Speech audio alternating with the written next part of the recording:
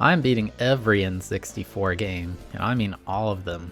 The twist is, the next game I play is randomly selected, so I have no clue what's coming next. This is the journey to beating every N64 game.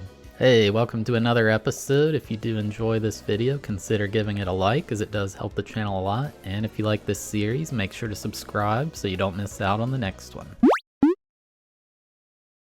Game number 34, F1 Pole Position 64. Released in 1997, this game was developed by Human Entertainment and published by Ubisoft here in the US. So we got another racing game here, and we're back in the Indy Car League. There's definitely a lot of racing games on the console. Fortunately for us, the default difficulty on this game was easy. You could adjust the computer difficulty, the machine touch, whatever that is, and whether your car takes damage or not. Hey, since it was on easy by default, that's what we're sticking with. We gotta take our wins where we can get them in this challenge, you know? The game has a pretty large roster of real Formula 1 racers at the time the game was released. You got M. Schumacher, E. Irvine, J. Alessi, G. Berger, D. Hill, Driver X, M. Hakkinen, D. Coulthard, O. Paines, P. Deniz, R. Barrichello, M. Brundle, J. Herbert, H. Frentzen, R. Rossett, J. Verstappen, U. Katayama, M. Salo, P. Lamy, G. Fisichella, L. Badoer, A. Motermini, as well as Driver 1, Driver 2, Driver 3, Driver 4, Driver 5, Driver 6, Driver 7, and Driver 8. Whew!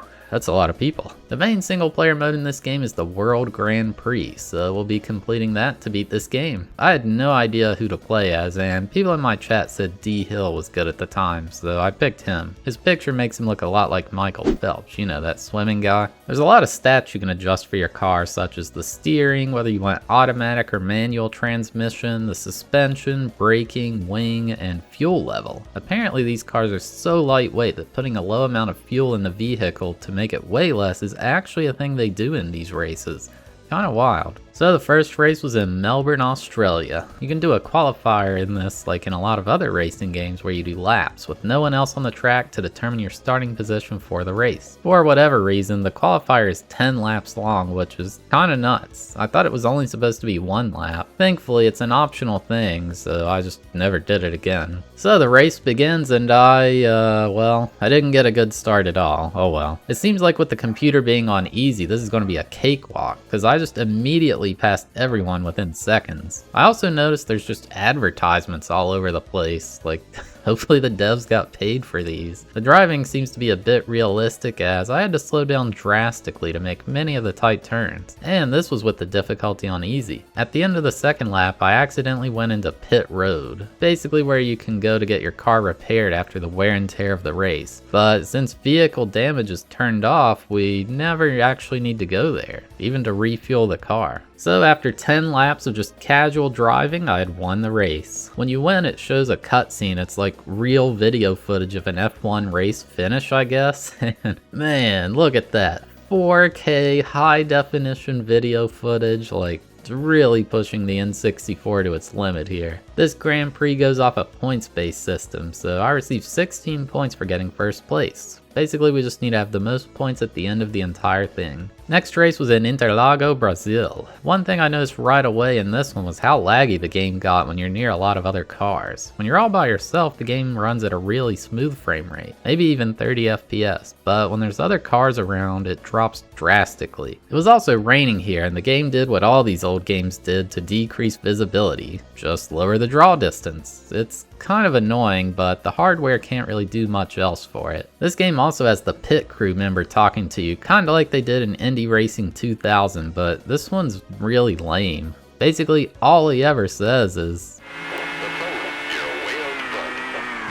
like, there's no personality, no funny catchphrases at all. Like, I want to hear, go for the draft, go for the draft. Anyway, I dominated this race as well, which gave us the best part of the game, that beautiful real race cutscene. Next race was Buenos Aires, Argentina. One interesting thing is that while I had damage turned off, the CPU could still crash, and if they crashed too hard, it basically just took them out of the race entirely. As you can see here, there's a car that's just stuck, and it'll sit there until I finish the race. but yeah, there's not too much else to say. The tracks are all different, and I think they're mapped out like the real Formula 1 tracks, but it just feels so repetitive to me. So as you might guess, I dominated this race as well. The only thing keeping me going was I knew I would get to see that cutscene every time I finished. Next up was Nurburgring in Europe, then Imola, San Marino, then Monte Carlo, Monaco. This one was a bit interesting because it seemed like the racetrack was just built within the middle of the city. There was like buildings and stuff all over the outside of it. It was kind of cool. Then next was Barcelona, Spain, then Montreal, Canada, then Magny-Cours, France, then Silverstone, UK, then Hockenheim, Germany. At this point, since I had so many points from finishing first in all the races, and there were only 6 races left, I was literally able to just sit out the rest of the races in the Grand Prix and still come in first overall. So that's exactly what I did. When you're in a race, you can pause and press retire, which just makes you get last place and it immediately leaves the race. This was amazing, as it meant I could get through this much quicker. 10 laps takes a long time to do, you know?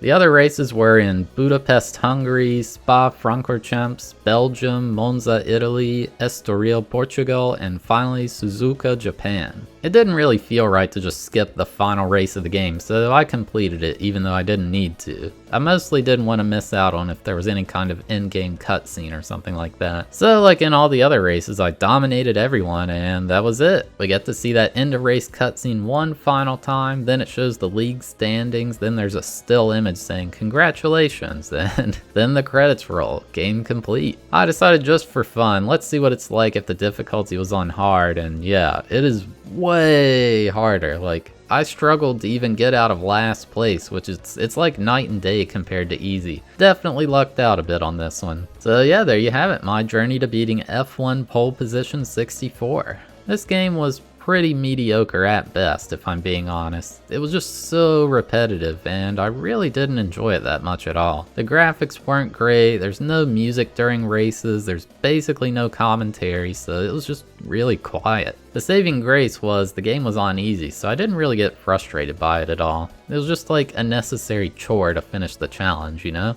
I gave it a 2.5 out of 10 for enjoyability and a 1 out of 10 for difficulty because I at least had to stay in control of the car and not fall asleep to win.